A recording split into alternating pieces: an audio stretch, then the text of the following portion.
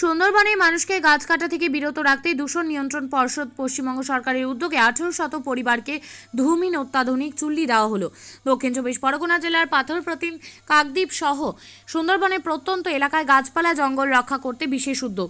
পশ্চিমবঙ্গ সরকার দূষণ নিয়ন্ত্রণ পর্ষদের চেয়ারম্যান কল্যাণ গুপ্তর উদ্যোগে রামকৃষ্ণ মিশন নরেন্দ্রপুরের ব্যবস্থাপনায় সুন্দরবনের বিভিন্ন প্রান্তে 1800 অত্যাধুনিক ধূমহীন চুল্লি তুলে দেওয়া হলো 1800 পরিবারের হাতে। তবে শুধু পরিবার নয়, বিভিন্ন বিদ্যালয়, আইসিডিএস সেন্টারে এই চুল্লি তুলে দেওয়া হয়েছে। মূলত সুন্দরবনে অধিকাংশ মানুষ রান্না করার জন্য কাঠ জ্বালানি এর উপরে নির্ভর করে। সেই মতো দেখা যায় কোন কোন পরিবার বাইরে থেকে কাঠ কেনেন, কোন কোন পরিবার নদী, চর সহ বিভিন্ন জঙ্গলে গাছপালা কাটেন। তারপরেই জঙ্গল ধ্বংস হচ্ছে, কাটা হচ্ছে ম্যানগ্রোভ।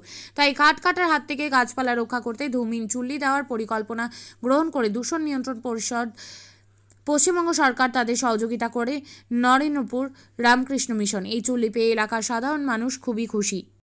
আপনাদের যখন এমনি উনুনে রান্না হতো বিভিন্ন জায়গায়, গ্যাসেরও তখন বিশেষ প্রচলিত ব্যবহার হয়নি, কিন্তু আমরা তখন ধোঁয়াহীন উনুন আমরা করে দিয়েছিলাম। সেটা ওই যে প্রচলিত উনুন ছিল সেইটাকে এমনভাবে করা হতো, একটা পাইপ দিয়ে উপরে দিয়ে দেওয়া হতো যাতে ধোঁয়াটা উপরে চলে যায়, রান্নাঘরের মধ্যে না থাকে। সেই চেষ্টা একসময় করা হয়েছিল এবং সেটা এখনও অনেক জায়গায় কিন্তু ব্যবহার হয়। সব জায়গায় না হলেও কিছু জায়গায় এখনো ব্যবহার হয়। বর্তমানে যে পদ্ধতিগতভাবে বিভিন্ন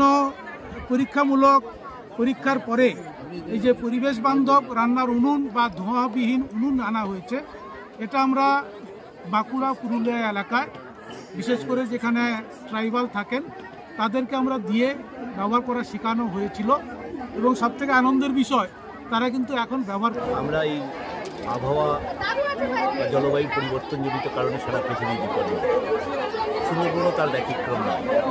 আমরা আমাদের তথ্য ভাণ্ডার ঘেঁটে বিশ্লেষণ করে দেখেছি যে গত 4 দশকে আমাদের উত্তাপ 1 ডিগ্রি সেন্টিগ্রেডের মতো বেড়েছে।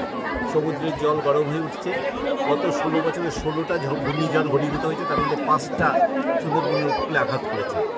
ফলে এর মূল একটা কারণ হচ্ছে বাতাসে গ্রিন হাউস গ্যাস অতিরিক্ত মাত্রায় মিশছে। তার মধ্যে একটা হলো কার্বন ডাইঅক্সাইড।